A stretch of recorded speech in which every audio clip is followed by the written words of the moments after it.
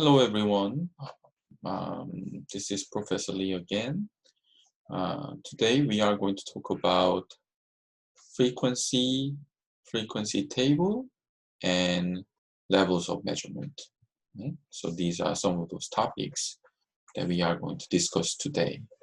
Now let's talk about the levels of measurement first, right? Levels of measurement. So what is levels of measurement? Now, levels of measurement is the way a set of data is measured is called levels of measurement, right? The way a set of data is measured is called levels of measurement. Now, let's talk about variable and data again. Variable versus data. So in our last lecture, we talked about what variables are. Variable is like a box. And data is the actual content that you put it in the box, right? Actual content that you put in the box. So if you're interested in age of college student, now 25, 22, the actual number that you put it in is going to be the data, and the box that called age is going to be the variable, right? It's going to be the variable. Now, they are talking about this data, right? And the way a set of data is measured is called levels of measurement. Now, in the levels of measurement, there are 4 different levels of measurement, namely nominal, ordinal, interval, and ratio. There are 4 different levels of measurement. Now, let's find out what they are. Now, in short,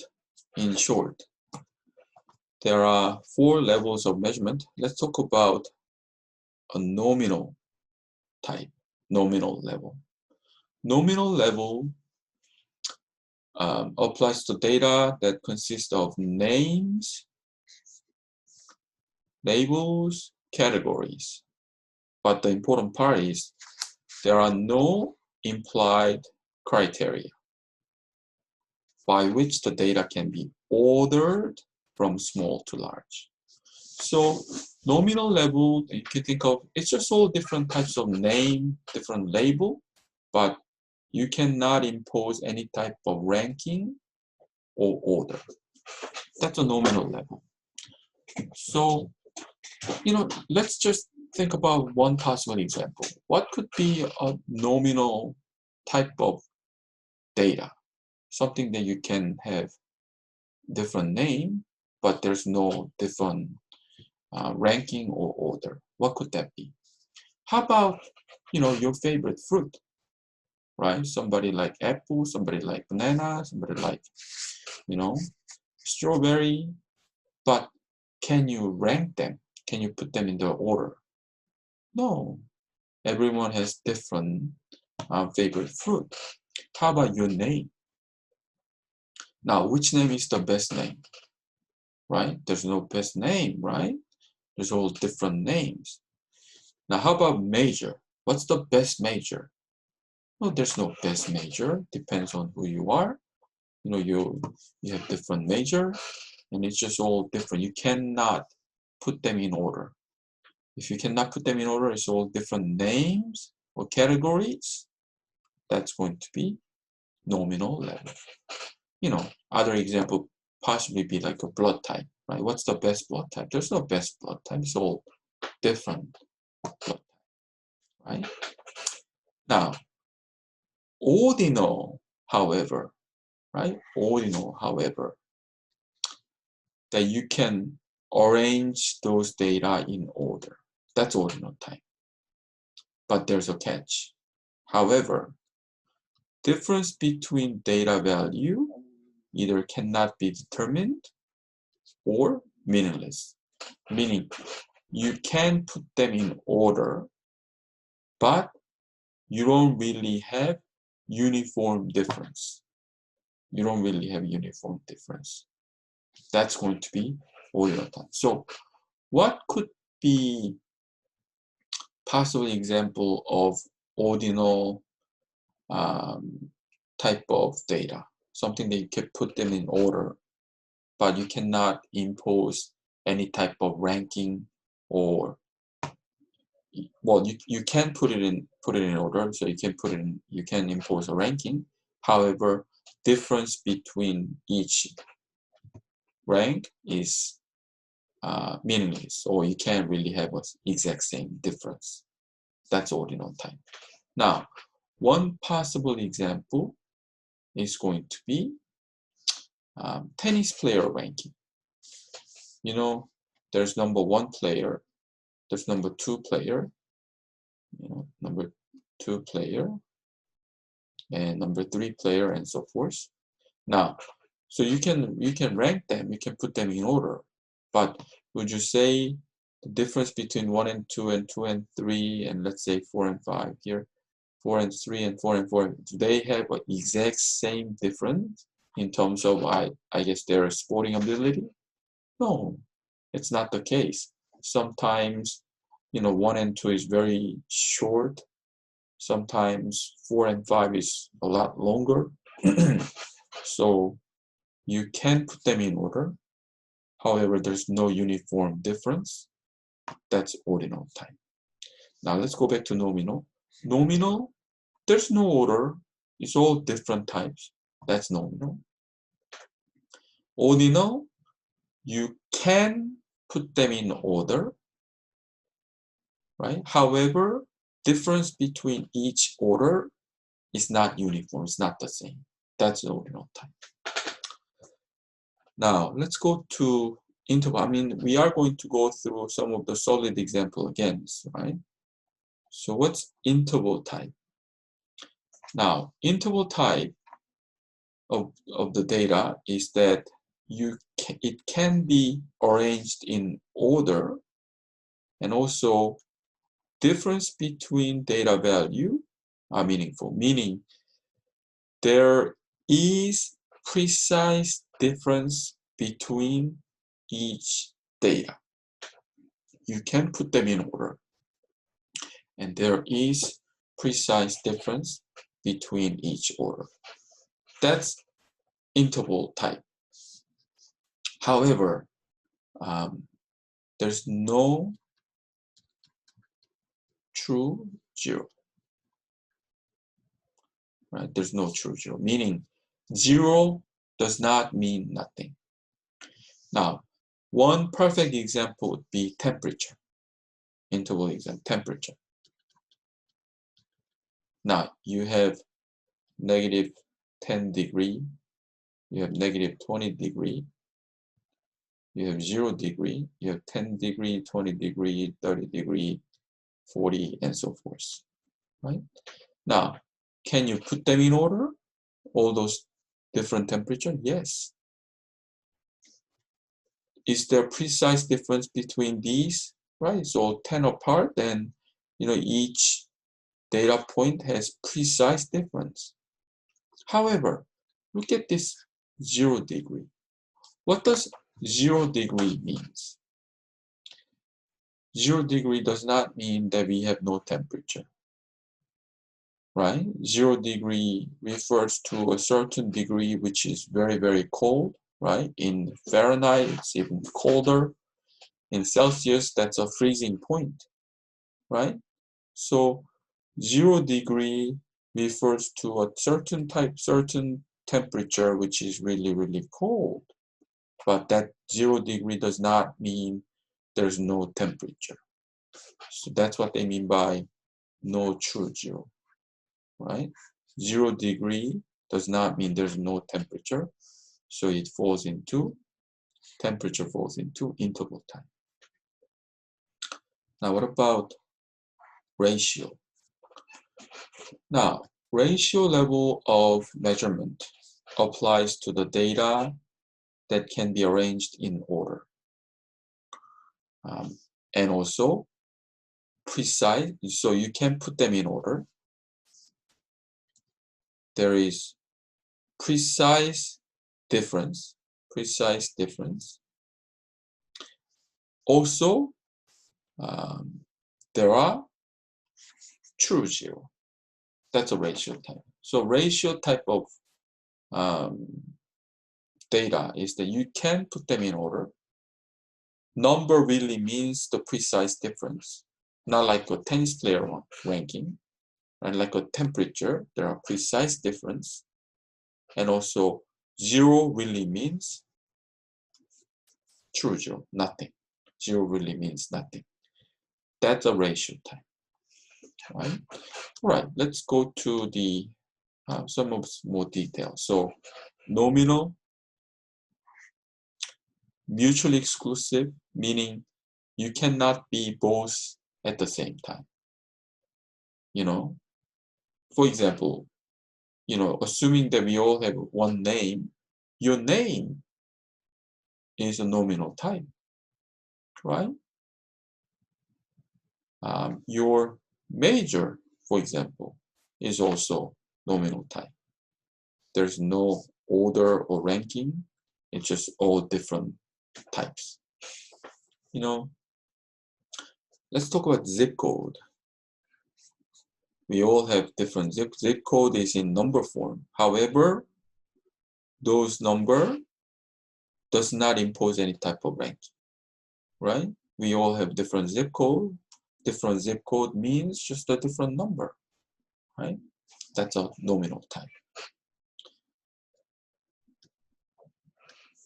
Now, ordinal type, it can be ranked. However, there is no and there's no precise difference between rank, right? Something like your letter grade. You know, you get like A, B, C letter grade. Sometimes, let's say you get, let's say 93 to get an A. Sometimes you get, you know, let's say there's only 3 categories. Let's say even 92 that you can possibly get B. So sometimes you get 100 to get an A. Sometimes, let's say you get 95 to get a B. So between A and B, these differences are not precise. That's what they mean by precise difference between the rank does not exist. What about, you know, rating scales, like when you take the survey, poor, good, excellent, let's say you have 3 choice.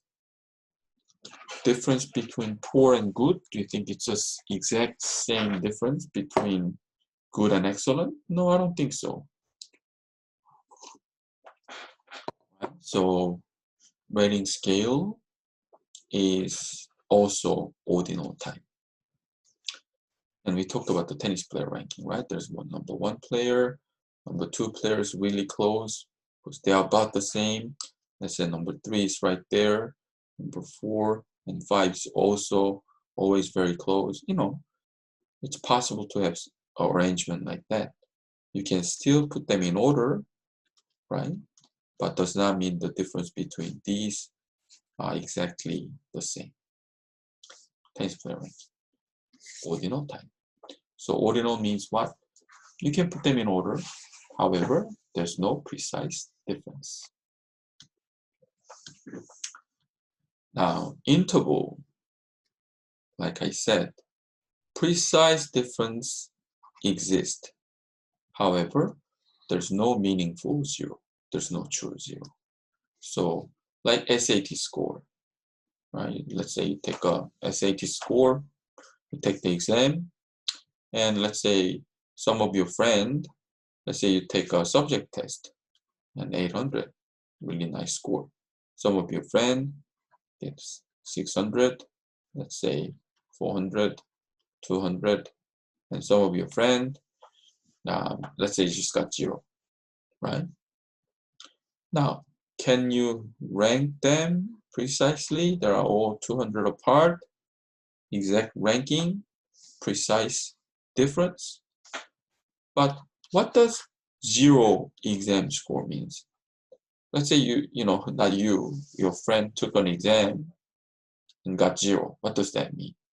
Well, your friend did really bad, right? I'm assuming that your friend took the test and got the result as a zero. Does your friend has no exam result? No, that's not true.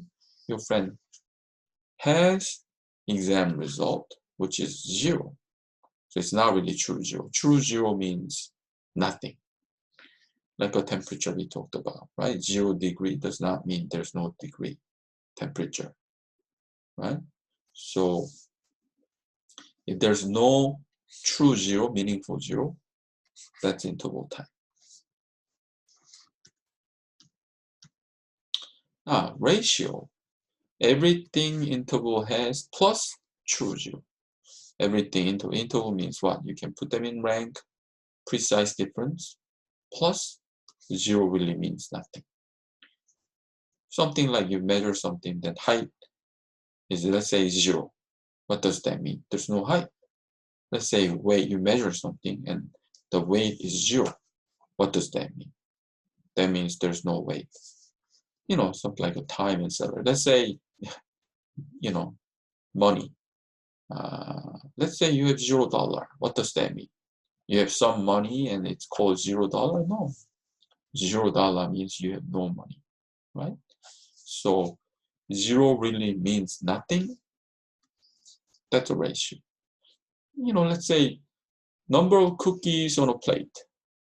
If somebody says, oh, there's 0 cookie, what does that mean?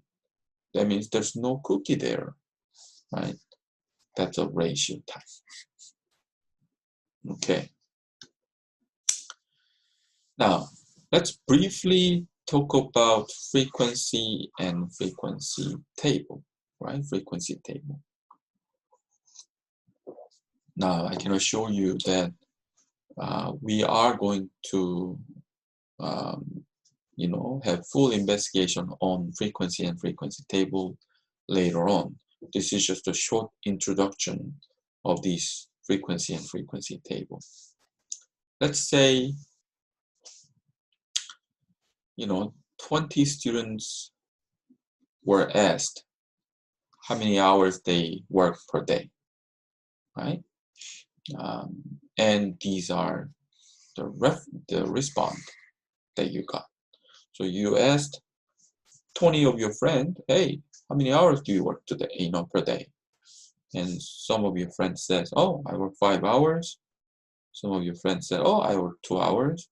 Some of your friends says, oh, I work 7 hours and so forth. You asked 20 of your, friend. Now, let's take a look at these 20 different numbers. Now, just looking at these 20 different numbers, what do you really see? Let me give a little bit of time. What do you really see? I mean, for me, I see a bunch of numbers. I see like a bunch of 5s. And I see 7. I guess this is like, the biggest number. I see a couple of 2 right here and there, and so forth. So even though I see all the numbers, it's not really easy for me to, to see the pattern, to, effectively summarize this number. That's why they introduced what's called frequency table. And it looks like this, basically. I mean, there's a lot more possibilities and different types of frequency table, but, this is certainly a simplest form of frequency table. They listed all these different values and they figured out how many of them, each data that you have in this data set. For example, 2. They say there are 3 of them, right? I can see right here. This one right here, and this one right here, and this one right there. 7, they say we only have 1. And I can see that, and we only have 1. So, let's compare looking at this whole list of number versus these table. I will definitely prefer these table because it's, nice and organized and summarized. It's easy to see. Oh, most of my friends work 5 hours, which is the highest frequency. But then again, this is not bad, and this is not bad, and this is not bad. So I can see that a lot of them work anywhere between 2 to 5 hours, right? And there are a couple of students who work 6 hours, and there's only one student who works 7 hours, right? So this is a nice summary of this table data set, right? And this table is called what? What's the name of this table? Anyone? Right? It's a frequency table. Yes. Right? Okay. Now, not only that it's the same table, right? Remember that there are 2 of them 2 hours and 3 of them, and 7 hours, 1 of them. Not only you can have this normal frequency, you can also have relative frequency. Now, how do you get the relative frequency? You get the total. If you add all the frequency, what do you think the total is going to be? Knowing that you asked this question to 20 students. Now, what do you think the total of frequency is going to be? Anyone? Right? That's right. This is going to be 20, right? Because you asked 20 students. And if you actually add all this, that adds up to 20. So, what does 3 students out of 20 really means? Well, 3 out of 20 or 0.05. 0.15. Now 0.15, if you convert that to percent, that's a 15%. Right? Sometimes they put it in this decimal representation. Sometimes they put it in this percent representation. 0.15 in decimal, how do you change that to percent? Well, you just push this decimal point 2 times back and to put the percent right there, right? That's how you get the 15%. So, 5 students works 3 hours. So what does 5 really means out of 20? Well, same deal, right? 5 divided by 20, which is going to be 0.25. So 25%. Just like that, right? So, it says it here. The relative frequency can be written as fraction, percent, or decimal. I've seen a lot of percent representation actually, because it's easy to see. So something like this, 30%, 10%, and 5%. Oops, 5%. Okay, and if you add all the percent, if you add all that, what are you supposed to get? You guessed it right. It's going to be 100%, just like that, right? So now we know that. Let's go back. Let me go back to the previous table. We know the name of this table is frequency table, right? But what was the name of this table then with the relative frequency column added? Well, we still call this whole thing as a frequency table, right? We still call this as frequency table. Now, let me give you a little bit of time. Look at this table, right? Look at this table and tell me what's added and what's different. Well, that's easy to see, right? They added this cumulative relative frequency column, right? Up to here that we had in our previous slide. Now this is something new. So how did they get this? Well, think about this. This first relative frequency, which is 0.15, goes directly to here. So no change. But to that 0.15, you added this next line's relative frequency here. So if you add the previous to this, then you get 0.40. Now where does this go? This goes to here.